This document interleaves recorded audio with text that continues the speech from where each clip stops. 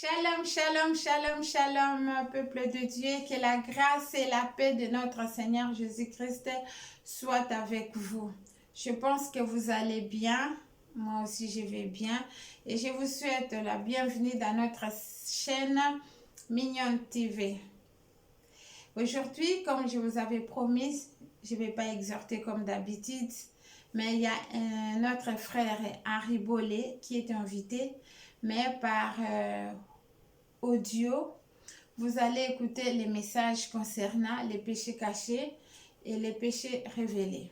Parce qu'il y a un danger dans les péchés cachés. Et au lieu de parler, je laisse mon frère nous exhorter selon la grâce qui lui a été accordée pour qu'il vienne vraiment nous parler encore de sa façon et la façon que le Saint-Esprit le Saint-Esprit l'avait inspiré. Sans plus tarder, il y a tout dedans. On va tous suivre ensemble par la grâce de Dieu. Ne soyez pas distraits et je vous invite à écouter attentivement. Que Dieu vous bénisse tous. Merci beaucoup. Suivez. Qui va écouter ce message et qui le mettra en pratique, qu'il soit béni au nom de Jésus. Amen. Car ta parole est la vie. La Bible dit dans leur détresse, ils ont invoqué l'Éternel. L'Éternel envoya la parole et cette parole les guérit. Ce n'est que cette parole puisse guérir une personne qui a la foi. Dans le précieux puissant nom de Jésus. Amen. Amen. Oui, bien-aimés dans le Seigneur, nous voulons parler un thème concernant les péchés cachés. Bien-aimés dans le Seigneur, avant de rentrer dans le vif de notre sujet, je vais dire d'abord qu'est-ce que le péché. Dans la Bible nous dit dans le livre de 1 Jean 3, 4, si je ne me trompe pas, 1 Jean 3, 4, nous pouvons lire cela. Quiconque pêche, transgresse la loi, et le péché est la transgression de la loi. Ça, c'est la Bible nous dit.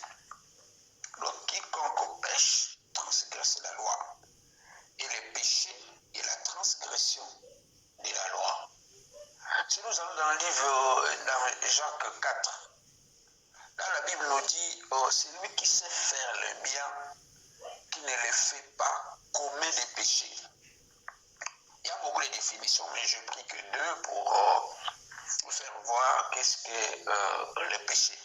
Donc, quand tu transgresses la loi, Dieu a dit ceci, toi tu fais autre chose, c'est ça le péché. Dieu a dit A, toi tu dis B, c'est le péché. Donc, ce que Dieu dit, c'est ce qui est oui et amen. Amen. Ce que Dieu a dit, même si les milliers de gens soutiennent ce que Dieu n'a pas dit, c'est ce que Dieu a dit et oui et amen. Et je prends l'exemple. Si Dieu a dit que la couleur que vous voyez là c'est rouge, et tout le monde dit que la couleur là c'est noir, bien aimé, soutenez que la couleur là Dieu a dit c'est rouge, c'est rouge. Même si tout le monde dit que c'est noir, toi tu soutiens que c'est rouge.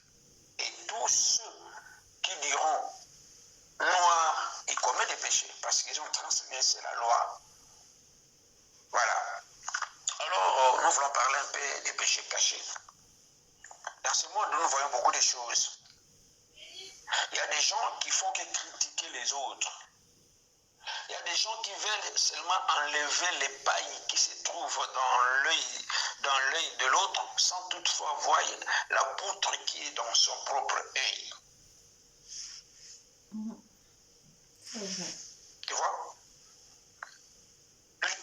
Les péchés. Bien aimé dans le Seigneur, je ne vais pas trop rentrer dans ça, mais je vais juste donner les remèdes.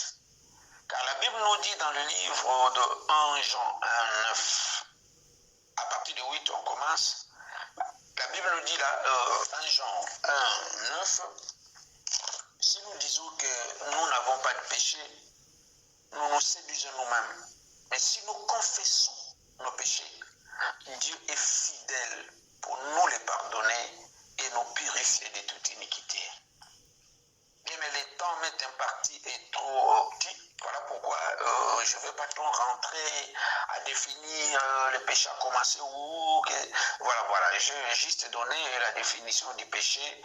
Et prochainement, quand on aura le temps, là, on va commencer dans les jardins d'Éden et jusqu'à Jésus. Là, on va très bien comprendre. Mais pour aujourd'hui, nous nous limitons là. Bien-aimés dans le Seigneur, le monde est foutu. Tous les jours, nous péchons. Tu peux te cacher dans ta maison. Tu dis aujourd'hui, je ne pécherai pas. Aujourd'hui, c'est mon jour de jeûne, mais tu vas toujours pécher. Parce que tu peux pécher en pensée, tu peux pécher en parole, tu peux pécher à ce que tu entends, tu peux pécher à ce que tu dis, tu peux pécher à ce que tu fais. Donc il y a beaucoup de péchés. On pêche plusieurs fois. On peut pécher en pensée, en parole, en acte, en omission. Tout et tout sont des péchés. Mais les remèdes, c'est quoi? Bien aimé, dès que tu reconnais que tu as péché, n'attendez pas, s'il vous plaît, n'attendez pas les soirs pour venir demander pardon quand tu vas prier. Non, dès que tu reconnais, dès que tu pêches, bien aimé dans le Seigneur, demande pardon. La Bible dit, si nous confessons nos péchés, il est fidèle et juste pour nous les pardonner et nous purifier de toute iniquité. Il ne faut pas cacher tes péchés, mon frère, ma soeur. Il ne faut pas cacher les péchés. Mon ami, ne cache pas les péchés. Automatiquement, tu reconnais que j'ai péché, demande pardon à Dieu. Même si tu es dans le bus, demande pardon à Dieu. Partout tu te trouves, même dans ta douche, partout, je dis bien partout tu te trouves, demande pardon à Dieu. Dieu entend les cris de partout. Même Jonas qui était dans le ventre du poisson, mais Dieu a entendu son cri. Toi aussi, partout tu es. Bien aimé, dès que tu pêches, dès que l'Esprit de Dieu te dit que tu as péché, te bouge, demande pardon à Dieu.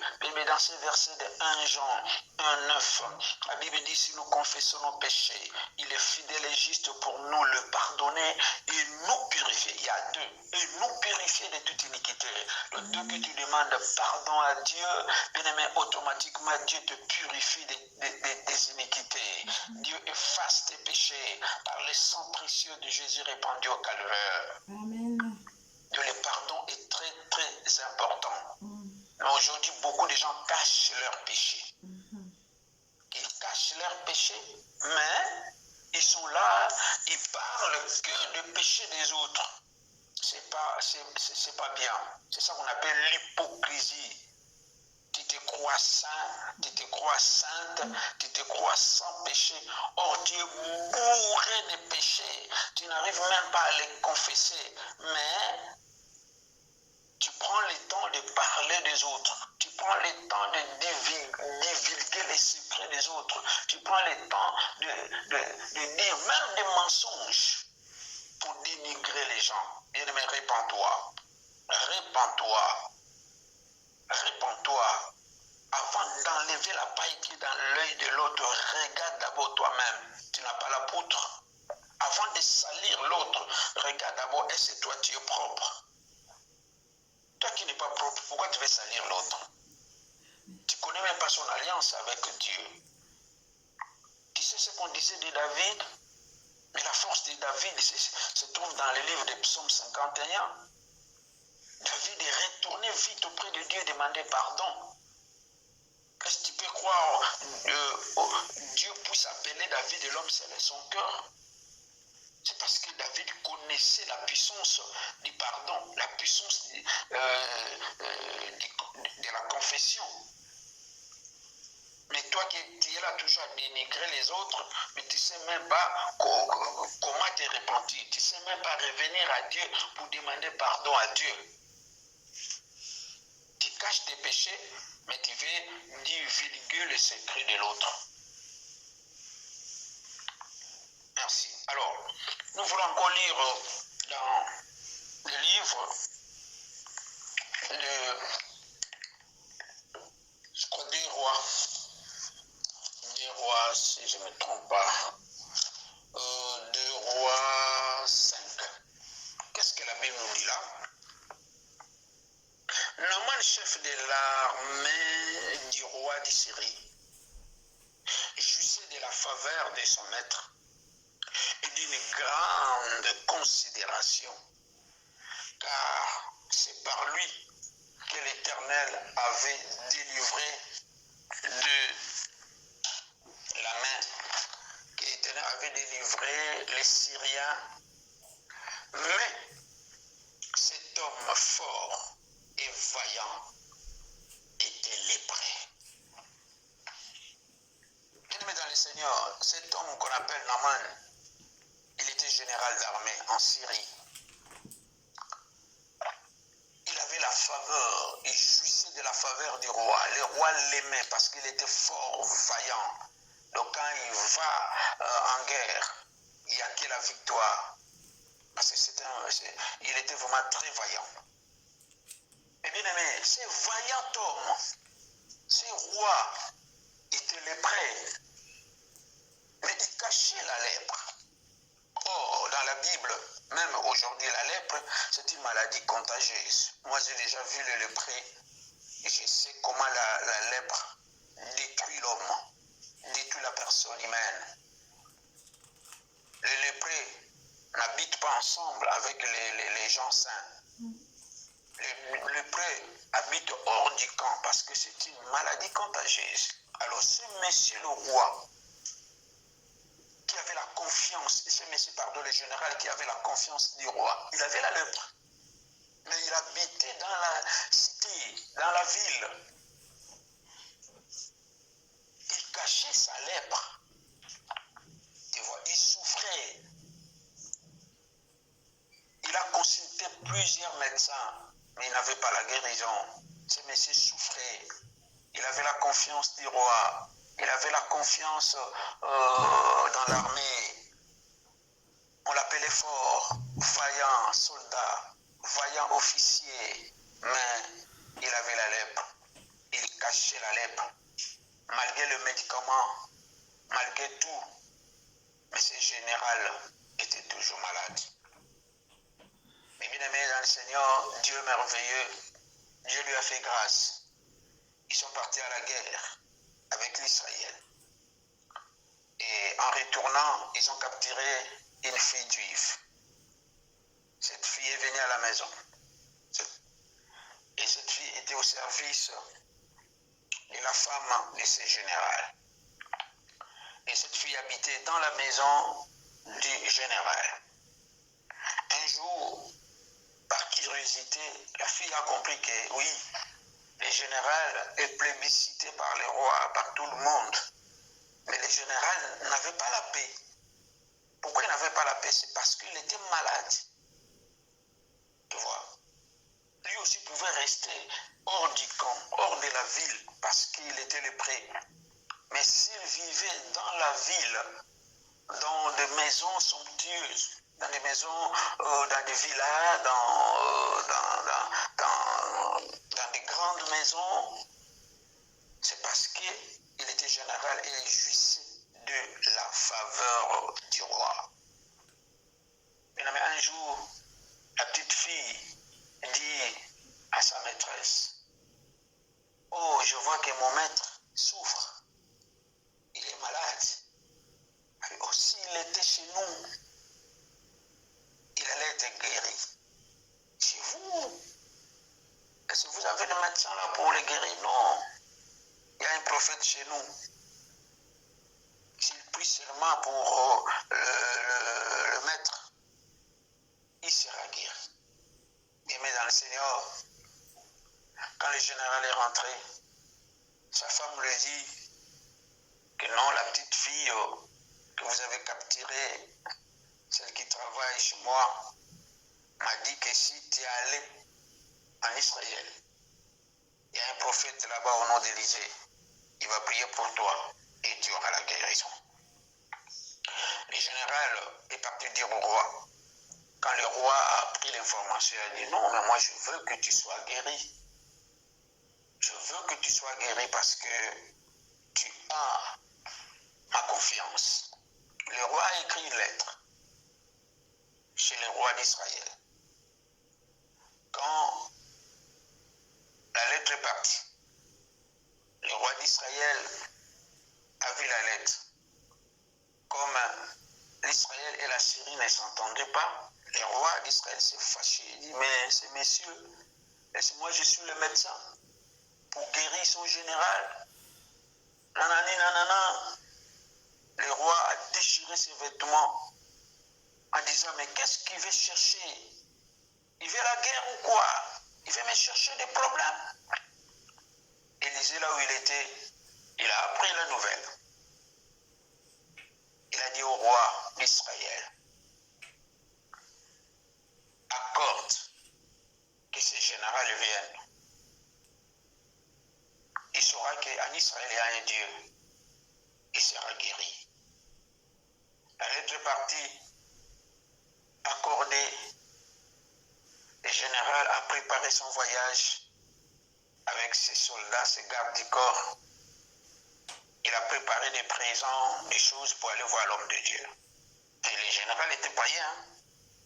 Mais il savait que pour aller voir l'homme de Dieu, il devait préparer quelque chose. Aujourd'hui, nous, là, nous partons voir les hommes de Dieu, main réduits. Bien aimé, on va toujours chez l'homme de Dieu avec quelque chose. Il y a beaucoup de secrets, les secrets derrière ces présents, ces actions de grâce. Le général a préparé des présents, il a préparé beaucoup de choses. Je dis bien beaucoup de choses. Si tu lis la Bible, tu verras, il a préparé beaucoup de choses. Il est parti voir l'homme de Dieu. Quand il est arrivé, Élisée savait déjà que le général est là. Et Élisée était dans la maison, le prophète. Il a fait sortir son serviteur Géasi. Il dit à Géasi, va dire au général d'aller au Jourdain se laver 7 fois. Et puis, il sera guéri. Bien-aimé dans le Seigneur, Géasi est sorti. Il dit au général, un respect général, le prophète a dit, tu vas au Jourdain, tu vas te laver 7 fois, et puis tu seras guéri. Le général s'est fâché. Il dit, quoi? Moi, je suis venu voir le prophète. Le prophète ne s'est même pas sorti pour venir me rencontrer, pour venir me tendre même les mains. Moi, je croyais que quand je serai là, il va prier pour moi et j'aurai la guérison. Maintenant, là, il m'envoie d'aller se baigner dans le Jourdain. Est-ce que chez nous, il n'y a pas de fleuves? Chez nous, il n'y a pas de rivières? Il veut que j'aille me laver dans cette rivière du Jourdain. Mais le général s'est fâché. Gloire à Dieu, le général allait rater la guérison. Mais il avait de bonnes personnes derrière lui. Ces gens qui étaient derrière lui, il lui dit, oh, mon général, ça ne te coûtera rien pour respecter la parole du prophète. Pour aller seulement au Jourdain, se laver 7 fois, ça ne te coûtera rien. Allons-y, nous allons t'accompagner. Tu vas te laver, respecter la parole de l'homme de Dieu. Et nous allons voir la suite. Et quand le général a entendu cela, il a plié ses épaules. Il était orgueilleux en se tendant la main. Il a plié les épaules. Avec ses serviteurs, ils sont partis à la rivière plutôt. Quand ils sont arrivés, le général est rentré dans l'eau une fois. Il est sorti. Il est rentré encore dans l'eau 2 fois. Et jusqu'à 6e fois, sa peau, il avait toujours la lèpre. Mais comme le prophète a dit 7 fois, et les 7e fois, quand tu l'es rentré dans l'eau, il est sorti, guéri. Sa peau est devenue comme la peau d'un bébé. Amen. Maintenant, ces serviteurs, quand ils l'ont vu, ils ont commencé à crier. Et le général était content, très, très, très content. Mais il était guéri. Il a entendu. Il a respecté ce qu'a dit la parole, ce qu'a dit le prophète Élisée par l'entremise de son serviteur Géasi. Bien aimé, qu'est-ce que nous allons dire par là? Tu vois, tous les lépreux habitaient hors du camp. On savait que celui-là, c'est un lépreux. Celui-là, on ne peut pas s'approcher de lui, c'est un lépreux. Et lui-là, on ne peut pas parler avec lui, c'est un lépreux. Mais Naaman, lui aussi était lépreux, mais il cachait la lèpre. Tu vois? Naaman pouvait dire, toi tu es lépreux, là-bas. Toi tu es lépreux, là-bas. Mais lui-même avait la lèpre. Le péché caché est plus dangereux. Tu vois? Parce que si on connaît que c'est-là, c'est un voleur, et le jour où il va se repentir, le monsieur-là, on le verra un jour tenter de prêcher dans le bus, au marché, par-ci, par-là, le monsieur-là qui était voleur aujourd'hui commence à prêcher. Tu vois? Parce qu'on savait que oui, il est voleur. Mais quand il a écouté la parole de Dieu, Dieu l'a restauré, Dieu l'a transformé, il commence même à prêcher la parole de Dieu. Bien-aimé dans le Seigneur, toi qui caches tes péchés, voici les temps favorables.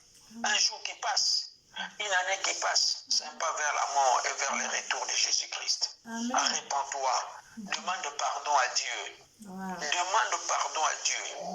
Toi qui entends, qui écoutes ces messages, je t'envoie dans le livre de 1 Jean 1, 8, 9. Demande pardon à Dieu. La Bible nous dit encore dans le livre des Proverbes 28, 13, celui qui cache ses péchés, ses fautes ne prospère point.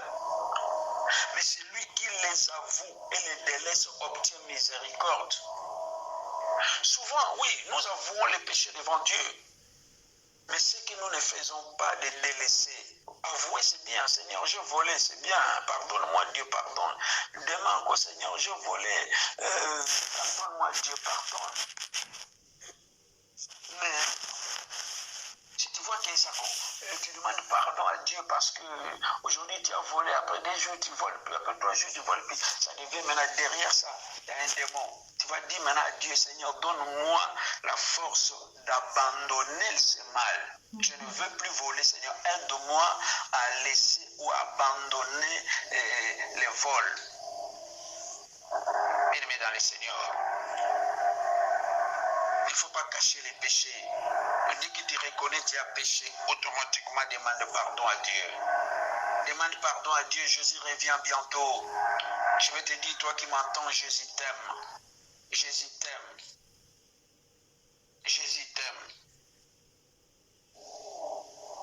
Le diable ne veut pas que tu demandes pardon. Le diable ne veut pas que tu viennes à Jésus. Le diable veut que tu restes dans la position où tu es. Bien, mais si tu meurs aujourd'hui avec le péché, c'est toi les sorciers. Tu es toi-même les sorciers de ta vie parce que Dieu t'a donné les oreilles. Tu entends, mais tu endurcis ton cœur. Mais aujourd'hui, Dieu te dit, viens mon fils, j'ai besoin de toi. Demande pardon à Dieu. Demande pardon à Dieu. Alors, les minutes qu'on m'a données est arrivé à la fin. Je dis merci à la servante de Dieu, la mignonne Lima, qui m'a autorisé à prêcher sur sa chaîne YouTube. Que Dieu te bénisse abondamment, parce que tu fais un travail bien. Que Dieu te bénisse parce que tu as un grand cœur. Tu es une femme de grand cœur. Que Dieu se souvienne de toi, que Dieu te bénisse. Que Dieu bénisse tous ceux qui vont partager ces messages. C'est pour la gloire et l'intérêt de Christ. Que Dieu bénisse notre caméra.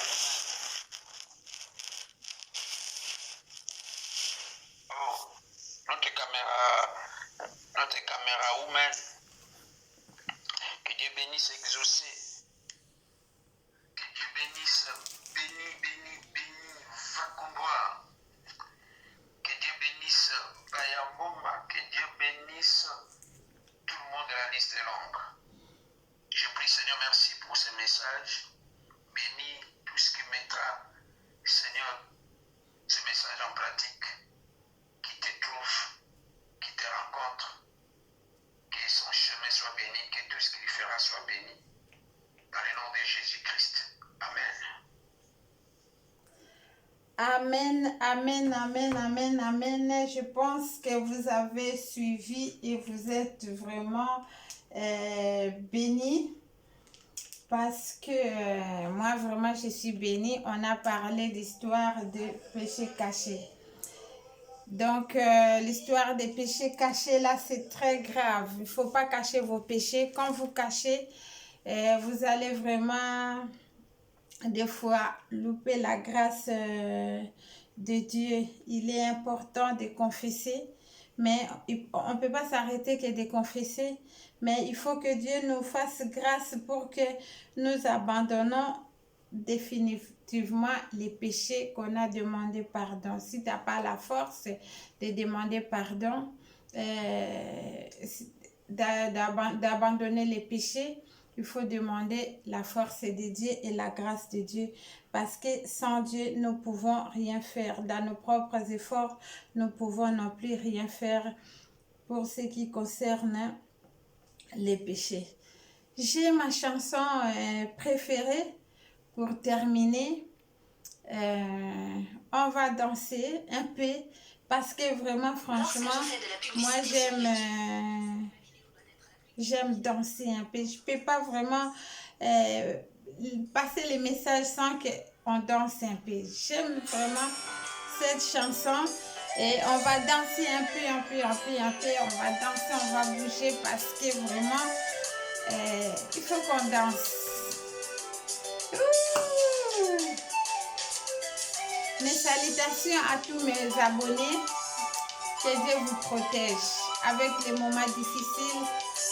Sans oublier les pays en guerre, dans vos prières en tout cas. Priez pour les pays qui sont en guerre. Vraiment que Dieu les fasse grâce et que c'est l'Éternel des armées qui peut donner la paix. La paix ne vient pas dans les armes, mais la paix vient de l'Éternel notre Dieu.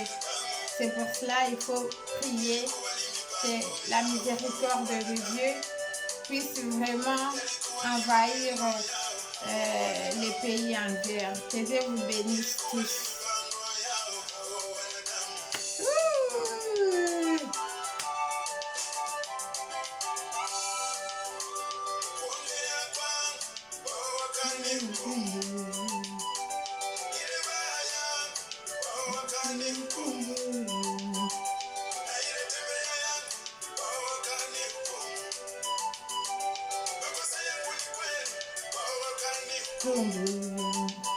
Hey!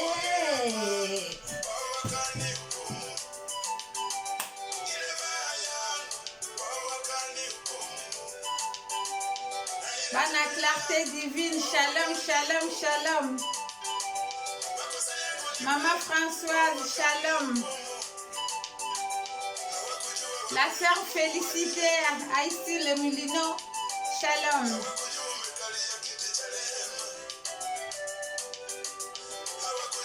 Mon frère Aribolé, merci pour ta prédication. Moi personnellement, je suis bénie.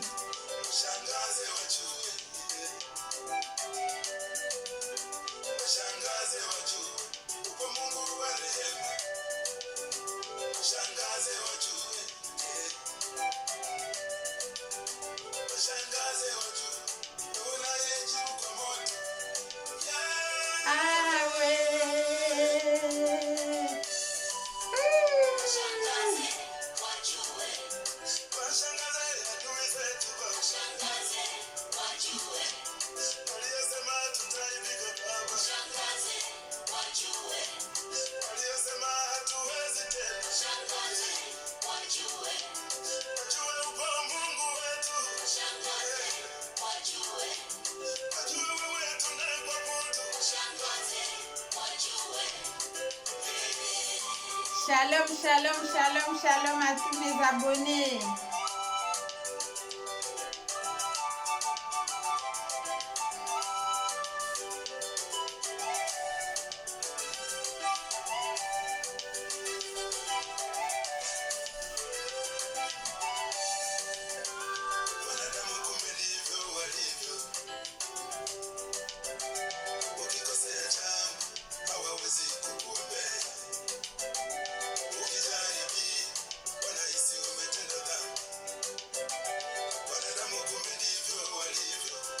Maman Tania, shalom.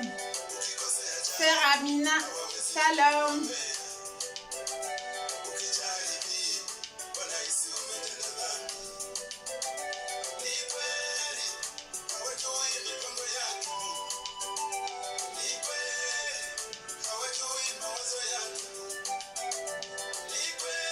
Et maman Fulgence Natorsi. Mwana Nzambe. Shalom. Bye, bye, bye, bye, bye, bye, bye, bye. Merci à tous. Bisous, moi.